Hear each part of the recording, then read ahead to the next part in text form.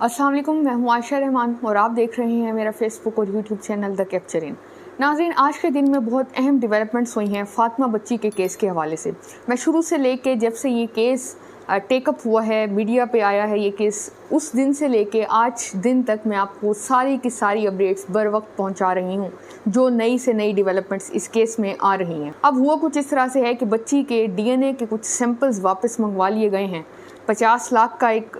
जो है वो क्या मामला है, सारा 50 लाख जो दिया गया है। और दूसरा ये कि जो पुलिस है वो क्या अपना मौक़िफ़ अपना रही है, और जो कुछ अहम 3 से 4 मुल्ज़िमान हैं उनको भी रिहा कर दिया गया है। ये सारी तफसीलात इस वीडियो में मैं आपको बताने लगी हूँ और ये सबसे हैरान कुन इंकशाफ हैं तफसीलात। वीडियो में आगे बढ़ने से पहले मेरी आप सबसे ये रिक्वेस्ट है कि चैनल को और मेरे फेसबुक पेज को जल्दी से जल्दी सब्सक्राइब करें, ताकि जल्दी से हम लोग 1000 सब्सक्राइबर का जो एक तक पहुंच सकें। ये सब कुछ तब होगा जब आप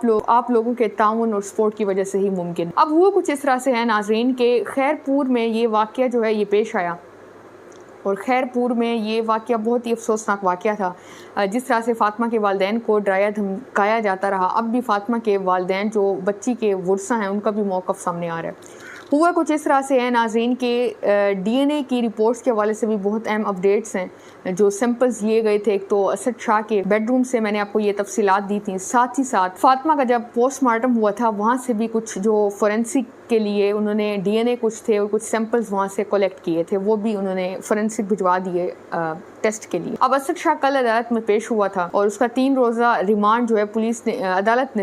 मज़ीद दे दिया पुलिस को। अब वो इस वक्त असद शाह तो रिमांड पे मौजूद है, लेकिन वो सहूलतकार जो असद शाह के साथ शामिल थे, उन लोगों ने क्या किया है, उन लोगों ने उनमें से एक SHO है, एक डॉक्टर फ़तह है, उसके साथ साथ एक और डॉक्टर अली हसान है, और कंपाउंडर डिस्पेंसर, या मैं ये कह लूँ एक चौथे दर्जे का मुलाजिम जो ख़ुद को एक डिस्पेंसर बताता है, लेकिन असल में दूर दूर तक उसका कोई भी ताल्लुक़ नहीं है मेडिकल से, और वो एक सिर्फ़ और सिर्फ चौथे दर्जे का मुलाजिम है और महकमा सेहत में एक नायब कासिद की नौकरी करता है। बड़ी पेरनी ने जब कॉन्फ्रेंस की थी, प्रेस कॉन्फ्रेंस हवेली से, उन्होंने बताया था कि हम बच्ची के इलाज कराते रहे, बच्ची का हमने काफ़ी ख्याल रखा, बच्ची के साथ इस तरह का कोई भी वाक़या पेश नहीं आया।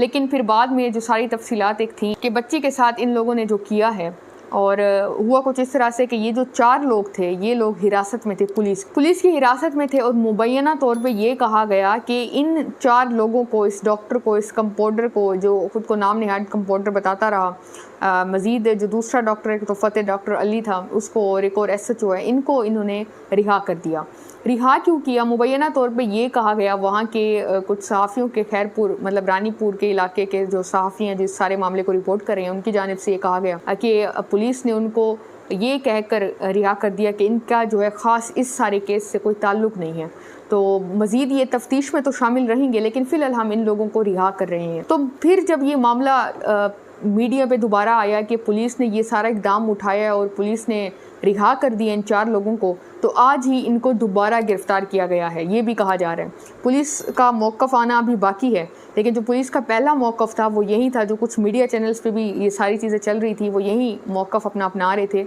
कि हम लोगों ने इस वजह से इन लोगों को रिहा किया क्योंकि इनका ख़ास कोई किरदार नहीं है, जबकि ये वही सहूलतकार हैं। जब फातिमा बच्ची बीमार थी, ये डॉक्टर फ़तेह ने इलाज किया, और जब बच्ची को ड्रिप्स लगाने का मामला है, CCTV एक फुटेजेस भी आई, और वो उस फुटेज में देखा गया कि ये जो इम्तियाज़ मिरासी है ये उस बच्ची का इलाज कर रहे हैं। ये सारी चीज़ें भी शामिल थी। और दूसरा ये कि पुलिस ने जब इन लोगों को दोबारा अरेस्ट किया, तो इस हवाले से भी ये है कि अभी तक ये दोबारा, पहले तो रिहा हुए, फिर दोबारा अरेस्ट हो गए। फिर DNA का मामला अब सामने आया है कि बच्ची का जो फोरेंसिक गया हुआ था, ये सारे जो सैंपल्स थे, वो हुआ कुछ इस तरह से कि अब पुलिस को वहाँ के इलाके को जो जहाँ पे जिस जगह इन लोगों ने, पुलिस ने ये सारे सैंपल्स कलेक्ट करके भेजे थे, दरख्वास्त लिखी गई नवाब शाह के वहाँ के MS को हॉस्पिटल के, कि आप ये जो सारी सैंपल्स वगैरह इनको वापस भिजवा दें, इनको वापस भिजवाएं, हम लोग ये जो इसकी टेस्ट हैं, इसकी जो रिपोर्ट्स हैं वो हैदराबाद या कराची से बनवाएंगे।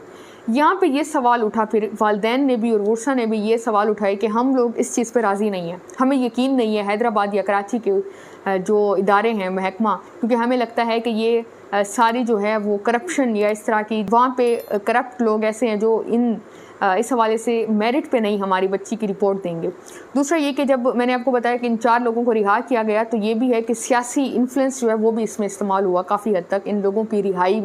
کروانے کے لیے۔ اب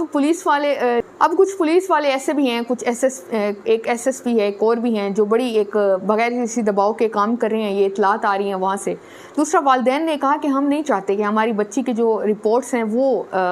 حیدرآباد یا کراچی سے، انہوں نے کہا والدین کا یہ موقف ہے، ہم یہ چاہتے ہیں کہ حیدرآباد یا کراچی کی جگہ یہ رپورٹس لاہور سے بن کے آئیں، اس کی رپورٹس وہاں تیار ہوں کیونکہ وہاں پہ میرٹ پہ چیزیں ہوں گی، اور ہمیں ان پہ یقین نہیں ہے کہ یہ میرٹ پہ ساری انویسٹیگیشن یا ہماری جو بچی کی رپورٹ ہے وہ میرٹ پہ آئے گی۔ جیسے کہ میں نے آپ کو پہلے بتایا بچی کے ساتھ ملٹیپل ٹائمز زیادتی ہوئی ہے، بچی کو زیادتی کر کے، بچی کے ساتھ ظلم کر کے، اس کو حد درجہ تشدد کا نشانہ بنا کے بچی کا قتل کیا گیا ہے، اور والدین جو ہیں وہ اس وقت ڈٹے ہوئے ہیں، جبکہ والدین پہ بھی کافی دباؤ ہے،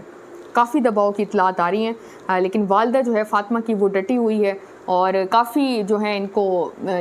لالچ بھی ایک طرح سے دینے کی کوشش کی جا رہی ہے کہ آپ کیس سے پیچھے ہٹیں، اور یہ سارا معاملہ ہے۔ اب جو لیٹر ہے وہ لکھ دیا گیا ہے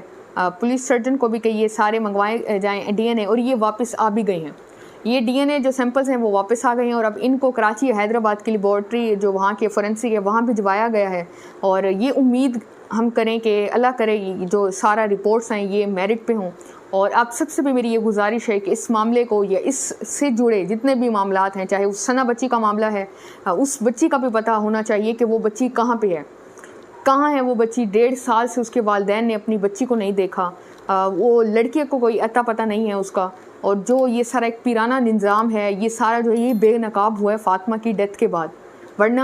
ایسا ثانیہ یہ ہے تو بہت ہی افسوسناک جو فاطمہ کے والدین کے ساتھ ہوا ہے، لیکن کہیں نہ کہیں یہ بھی فائدہ ہوا ہے کہ جتنے بھی مزید چیزیں ہیں وہ سامنے آئیں گی۔ اسد شاہ کا موبائل جب کھلوایا جائے گا مزید اس سے ڈاٹا نکل کے آئے گا، جو دوسرا موبائل وہ نہیں دے رہا، گم، وہ کہتا ہے میرے پاس ہے نہیں، جبکہ پولیس کا یہ موقف ہے کہ اس کے پاس 2 موبائلز ہیں، جب وہ بھی آئے گا تو پھر ساری چیزیں مزید کھل کے سامنے آئیں گی۔ تو میری آپ سب سے یہی گزارش ہے کہ اس معاملے کو کسی طور دبنے نہ دیں، اس معاملے کو جتنا ہو سکے شیئر کریں، اس کے بعد اس معاملے پہ اپنی بھی آواز اٹھائیں، آپ لوگ اس کو جتنا ہو سکے میری ویڈیو کو، باقی تمام چیزوں کو شیئر کریں، اور اپنا فیڈ بیک کامنٹ سیکشن میں لازمی دیا کریں